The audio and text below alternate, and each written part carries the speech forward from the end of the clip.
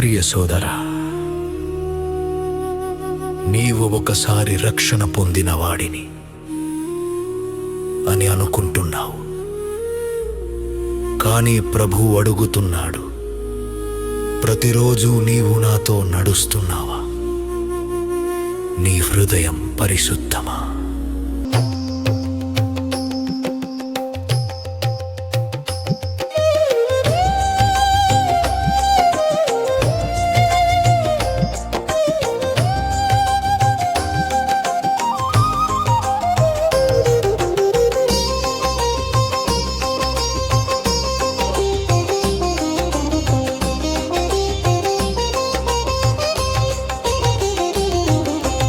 ఒక్కసారి రక్షణ పొందినది ప్రారంభము, ప్రతిదిన పశ్చాత్తాపమే నిజ జీవనము. నిలకడగా నడచుటే విశ్వాస ఫలము, యేసులో నిలిచిన వారికే నిత్య జీవము.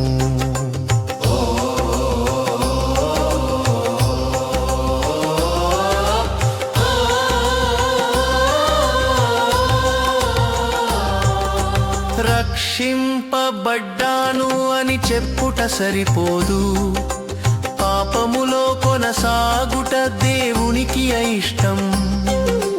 మారిన మన జీవితం ఆగిపోయేది కాదు, ప్రతిరోజు శుద్ధి పొందుటే పరిశుద్ధ మార్గము. ఒక్కసారి రక్షణ పొందినది ప్రారంభము, ప్రతిదిన పశ్చాత్తాపమే నిజ జీవనము. నిలకడగా నడచుటే విశ్వాస ఫలము, యేసులో నిలిచిన వారికే నిత్య జీవము.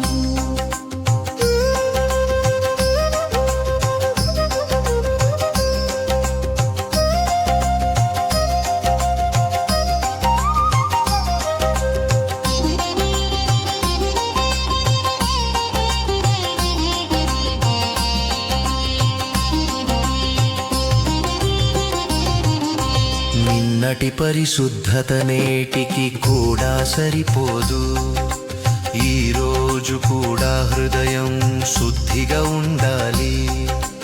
పాప క్షమాపణ పొందగా కృప ప్రవహించును, క్షమించమని అడిగుటకు బాధ ఎందుకు? ఒక్కసారి రక్షణ పొందినది ప్రారంభము, ప్రతిదిన పశ్చాత్తాపమే నిజ జీవనము. నిలకడగా నడచుటే విశ్వాస ఫలము, యేసులో నిలిచిన వారికే నిత్య జీవము.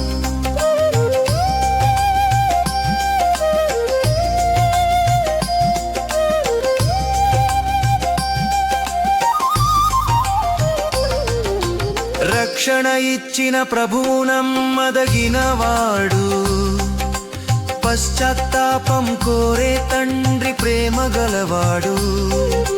మారు మనస్సు పొందుట దేవుని కృపయే, ప్రతిదిన పాప శుద్ధి విశ్వాసికి ఆవశ్యకం.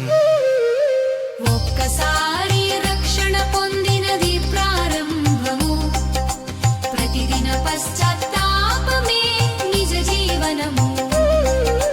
నిలకడగా నడచుటే విశ్వాస ఫలము, యేసులో నిలిచిన వారికే నిత్య జీవము.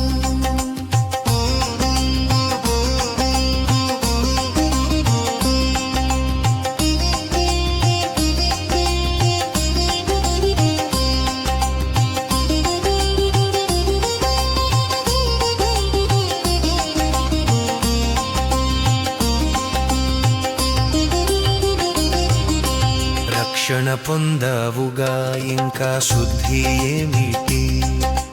తెలియకుండా పాపం మనకు అంటుతుంది. ప్రతి ప్రార్థన ముందు కడుగుకొని ప్రార్థించాలి, అప్పుడు మన ప్రార్థనను ప్రభువు వింటాడు. ఒక్కసారి రక్షణ పొందినది ప్రారంభము, ప్రతిదిన పశ్చాత్తాపమే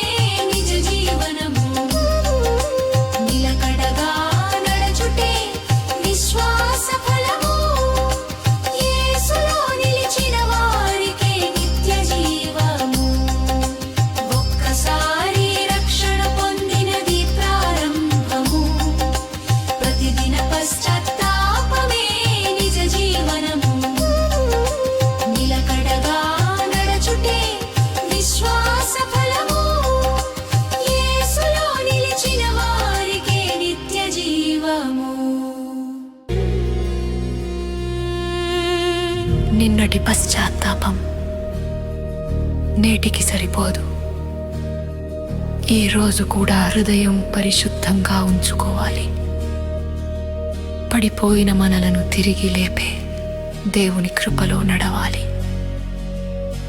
తప్పుడు భద్రతలో నమ్మకం వద్దు, ఇప్పటికే రక్షణ ఉంది అని అనుకోవద్దు.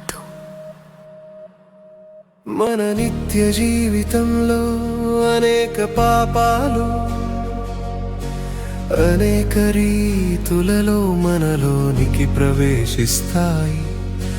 మాటలలో, ఆలోచనలో, ఊహలలో, అభిరుచుల్లో ఇంకా ఇంకా అనేక విధాలుగా ఇవి నిత్యం ప్రభువు దగ్గర ఒప్పుకోకపోతే మన ప్రార్థన ఆయన సన్నిధిని చేరుటకు ఆటంకాలవుతాయి.